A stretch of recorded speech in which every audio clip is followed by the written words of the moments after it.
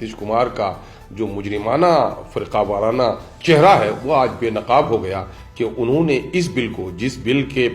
ऐवान में पेश करने को लोग गैर आइनी कहते हैं और सुप्रीम कोर्ट के माजी के फैसले भी रहे हैं कि इस किस्म के गैर आइनी बिल पेश नहीं किए जा सकते, उसकी हिमायत करके नीतीश कुमार ने एक बार फिर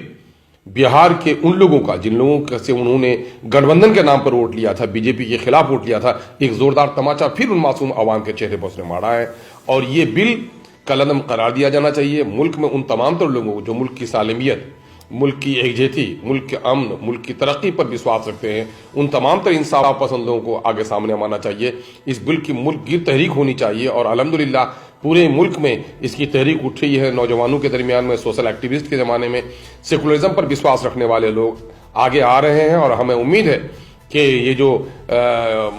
मोदी हैं और योगी हैं और ये अमित शाह हैं जो इस मुल्क में एक फिरके को निशाना बना करके अपने आप को हिटलरिज्म की तरफ ले जाना चाह रहे हैं, मुझे विश्वास है कि इस मुल्क को नहीं ले जा पाएंगे और उनको मुंह की खानी पड़ेगी और पूरी तवानाई के साथ हिंदुस्तान की सालमियत पर यकीन रखने वाले लोग इसके खिलाफ लड़ेंगे। उसकी शुरुआत भी हो गई है। बिहार से नीतीश कुमार जी जो एनडीए के एक मजबूत साथी हैं, ये हमें से कहते रहे कि हम अपने वसूलों की बुनियाद पर भाजपा का साथ दे रहे हैं। दफा 370 के मामले में, तलाक बिल के मामले में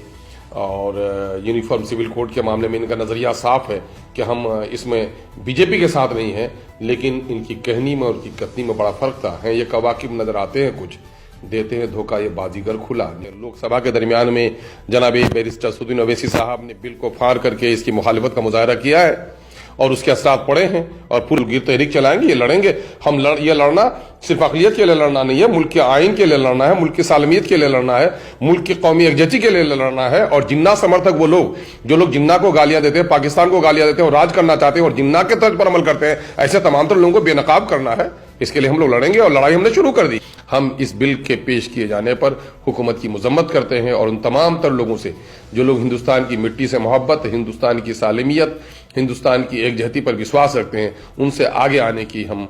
अपील करते हैं।